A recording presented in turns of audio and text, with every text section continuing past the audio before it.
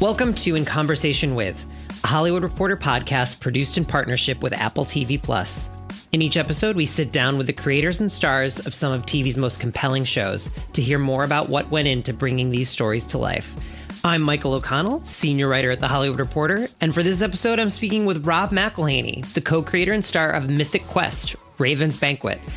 A workplace comedy and satire of video game developers, the show examines a sprawling subculture, the eccentric egos that populate the gaming world, and a favorite subject of its showrunner, toxic masculinity.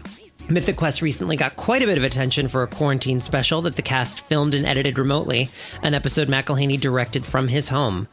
McElhenney is well known for creating It's Always Sunny in Philadelphia, the body comedy in which he also stars alongside Mythic Quest co-creator Charlie Day and his wife Caitlin Olsen. The series was recently renewed by FX for a wild 15th season. Rob, thanks so much for joining me. Thank you for having me. Does any part of you have reservations about doing a new show, knowing that apparently they can go on for longer than 15 years?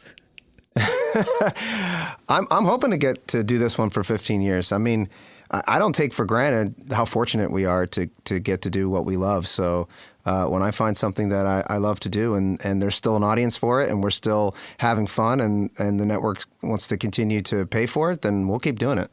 I'm fascinated that one of the seeds for Mythic Quest was just a visit to Ubisoft headquarters in Montreal. Can you talk a little bit about the courtship and the origins and how this all came about?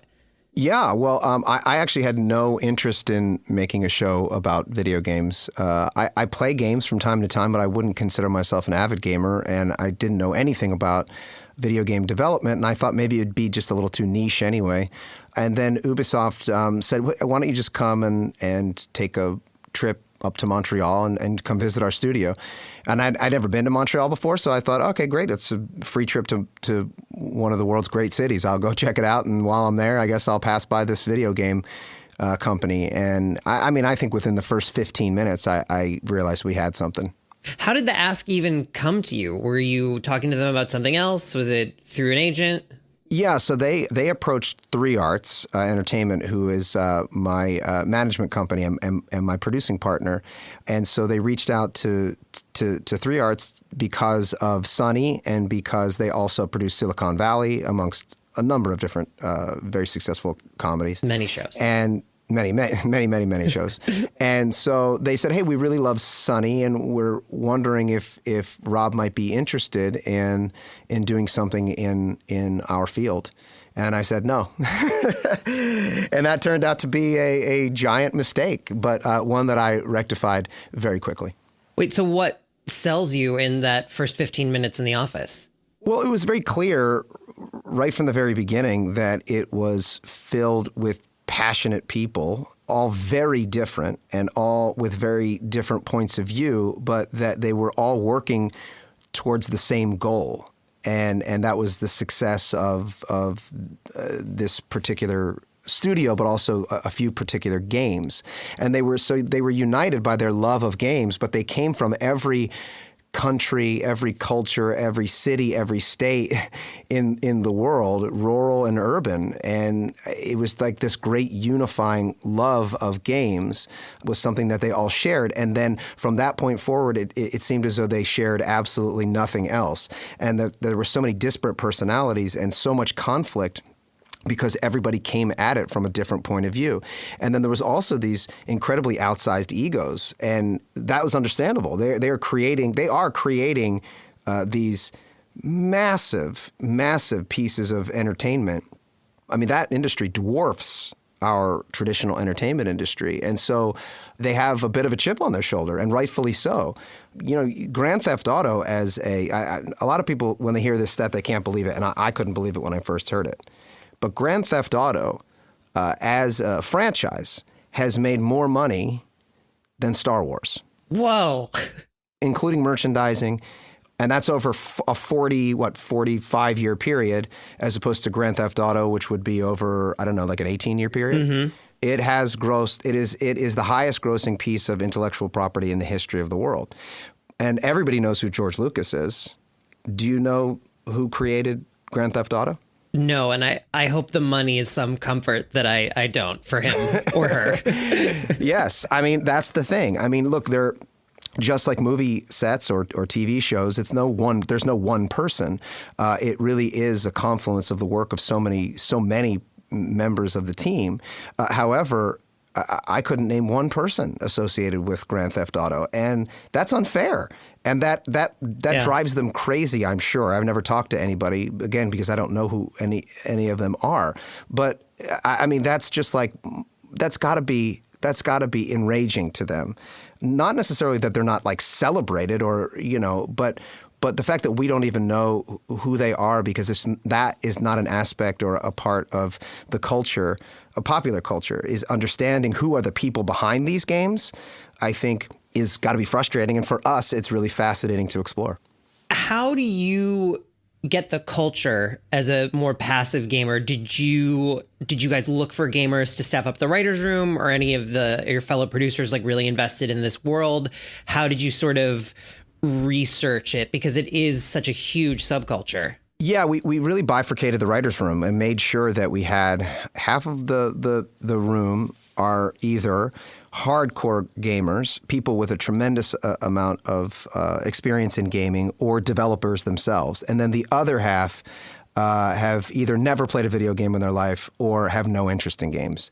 And I thought that was important because we want to make sure that this is a show for everybody. And I think that's it was one of our biggest hurdles in the beginning. I knew it was going to be.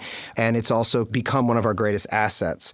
People saying, well, I think the biggest compliment that we get, and I get it often, every day almost in social media, people saying, I didn't think this show was for me. I don't care about video games, and yet I found myself really loving it. But then we also hear from people in the industry saying, wow, it's clear that you took the steps to try to get it right and to make it, at the very least, feel authentic. We're always going to have to take some amount of liberty, of creative liberty, to tell stories because, just like anything else, you don't want to see the in and out of the specifics of making a game. That would become tedious. You want to tell a story, and so you have to take some shortcuts here and there. But, it's my job to make sure that those shortcuts still feel authentic to the world. Can you tell me a little bit about the decision to star in it and not just produce and write and direct, and how much of that has to do with your apparent fascination with toxic masculinity? Yeah, I'm just fascinated I'm fascinated with masculinity just in general, and of course the toxic aspects, but also the positive aspects. Mm-hmm. And I feel like being able to have two shows where I get to explore all of the positive and all of the negative aspects of what it is to be a man in today's culture is just like a really fun experience for me, because it gets me to really spend a lot of time like thinking about it and talking about it and exploring it, and especially with people of all generations. I'm having conversations with F. Murray Abraham about it, but I'm also having conversations about it with 21-year-olds, who are on my staff, and I find that really fascinating because it gives me the opportunity to continue to learn and grow. How have those conversations changed for you during your time in Hollywood? Because I feel like it wasn't something that was as openly examined 15 years ago as it is now. Yeah, I mean, I suppose it's just sort of unfolding organically as one of the things that we try to do with Sunny, which I think is evident, and we're trying to do with Mythic Quest, is what are the conversations that the culture is having, and how do we explore those? How do we continue to explore those? And that's really important to us because it makes us feel as though we're not just making jokes, right, for 22 minutes. And I think that's the reason that Sunny has existed for 14 and what will be 15 seasons, at the very least, because we're able to take difficult conversations and difficult things that we're all experiencing as a collective community, and then try to jam them through the prism of a 22-minute comedy, and then hopefully come out of it with some different perspective. And I think that's again like a compliment we get from Sunny, and I hear it all the time, although it's somewhat frustrating when people say, I didn't watch Sunny for 11 years because I thought it was something. Because I would hear people talk about it, or I would see clips, or I would see that it was profane and that it was lowbrow humor, or it was, fill in the blank. And then they say, but then I'd watch it because finally my girlfriend forced me to, or my husband said, you have to see this, or my brother said, please just watch it. And then people realize, whether they like it or not is everybody's got an opinion, but at least I like that people will take the time to understand what we're trying to do. You just mentioned examining shared cultural experiences, and I don't think that there's probably a better example of that than the quarantine episode you just filmed and produced remotely. At what point in this whole stay-at-home situation did you get the itch to do something like this, and what were the hurdles initially to make it happen? Yeah, it was about well, from conception to delivery was about 3 weeks. So that's wild. So we knew it had to happen fast because we knew we wanted to make sure that it was released at a time where we could all experience it together in the same way. So the genesis of it, honestly, was I just wanted to get people paid. So I just wanted to get back to work and get the crew working. But how could we do that and create an episode that didn't just feel like we slapped something together for the sake of doing it, but that it could stand up as a premium episode of the show, that we could deliver something that we didn't have to apologize for the quality, at any point in its run. You could hopefully look back on this episode 5 years from now and not even know that we made it in quarantine, that it looked like we made it in a studio over the course of 3 months. And I think we've achieved that. I think we maybe made the best episode of the series. What are some of the elements that you needed to achieve that? Because, not to discredit anyone, but some of the things that we saw in March and early April were rather bootleg looking and low res. And as you mentioned, this has a very high production value. It's very glossy. It doesn't look like something that was filmed under duress. Yeah. Now, look, at the risk of sounding like an Apple salesman, because that's not my job, I'll say that it couldn't have been done without the iPhone. When we realized we wanted to do it, the first call I made was to Cupertino. And I said, hey, we're thinking about doing this because of the workflow system that we want to create. We need 40 iPhones and we need 20 sets of AirPods. Can you this was on a Sunday, so they got a conference call together on a Sunday, and I said, if we can have them by Friday, then I think we can do this, and I think we can get this episode up and out in the time that we're in quarantine. And one of my favorite people in Cupertino right now is a woman named Terry Pitts, and she's our rep. And she said, I think before I even finished the sentence, she said, okay, I have 40 iPhones and 20 AirPods. I've tracked them down already. They're in Los Angeles, and I will have them to your house by 5 o'clock tonight.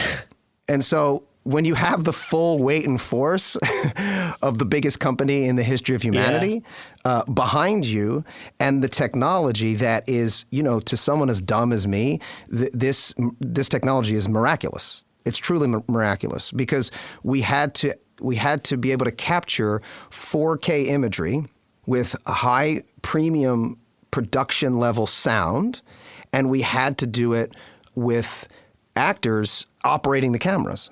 So while also doing all their own set dressing, their hair and makeup, and then performing. So, without the ease of use of the products and their ability to capture premium level content from a professional grade level, it just wouldn't have been possible. So there you go, Apple. You're welcome. In just hearing you talk about setting up the audio for this, you clearly have learned a lot about technology and the way things work. Look, I think that's a huge benefit of the experience, is that it's not that we all didn't collectively have respect for the other members of the crew and craftspeople on the show. Of course we did. But unless you're on the ground floor really truly getting into the minutia of what everybody is doing on a day-to-day basis, you can't really truly understand how important everybody is.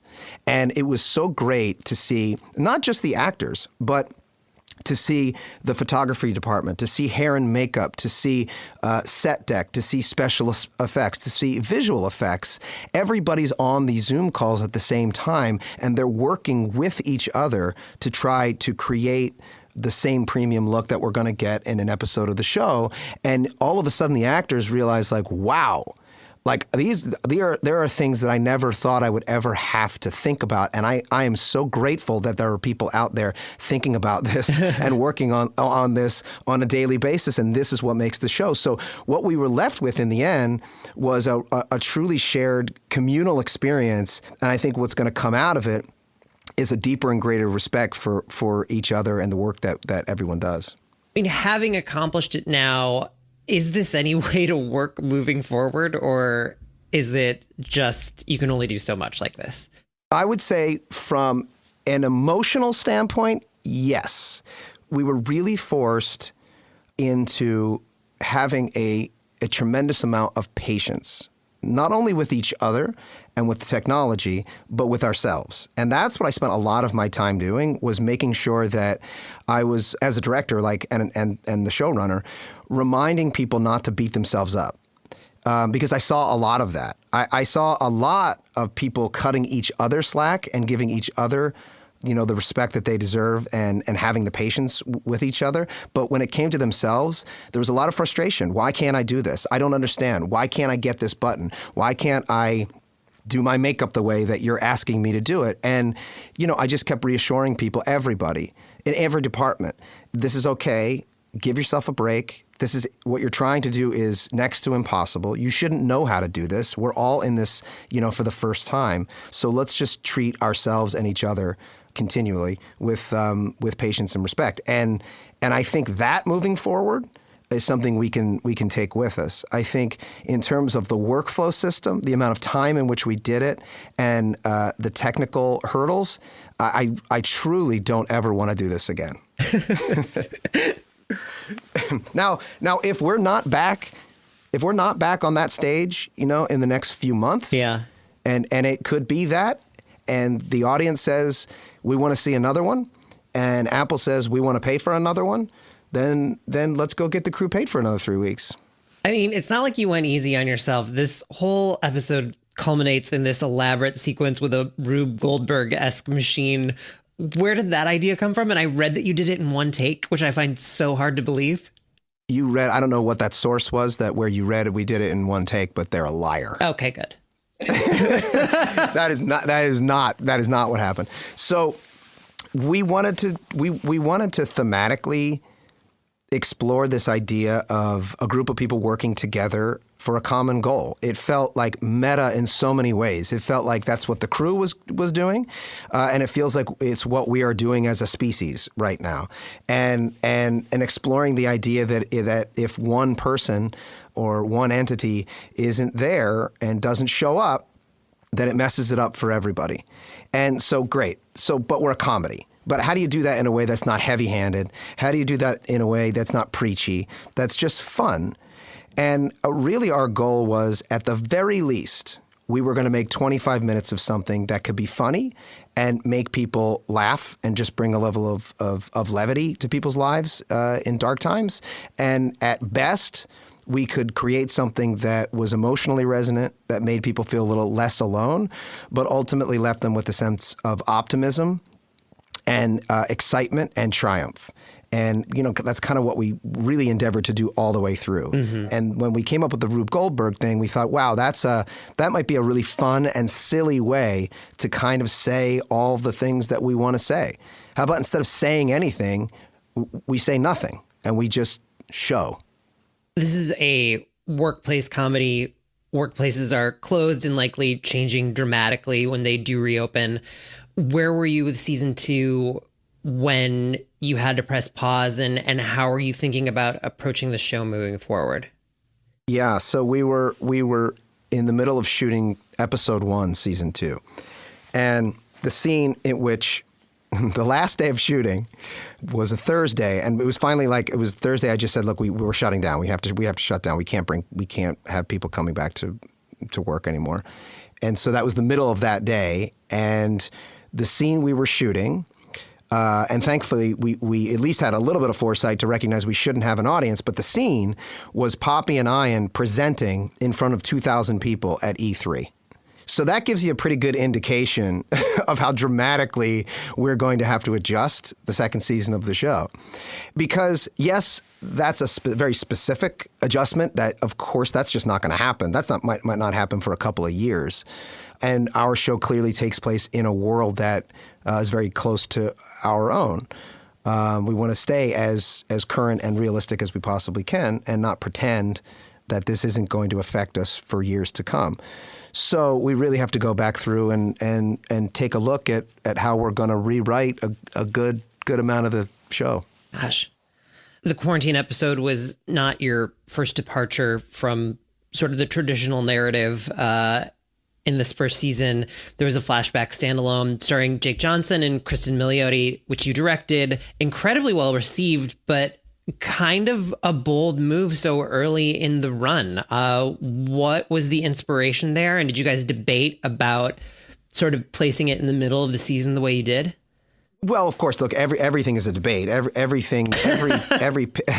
pitch and idea you want to get torn apart, because then at the end of it, if you still feel very strongly about something, then you can go into it with open eyes.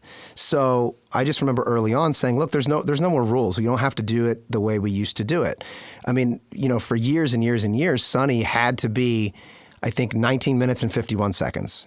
That's what it had to be. So that was just the old rules. It had to be 1951. It started off as 22:30, then it went down to 21:20, then it was 1951. And that was just because of the structure of commercials and all that. And now none of that exists anymore. We have some episodes of Mythic Quest that are 23 minutes and some that are 35. Some of them shift in tone dramatically.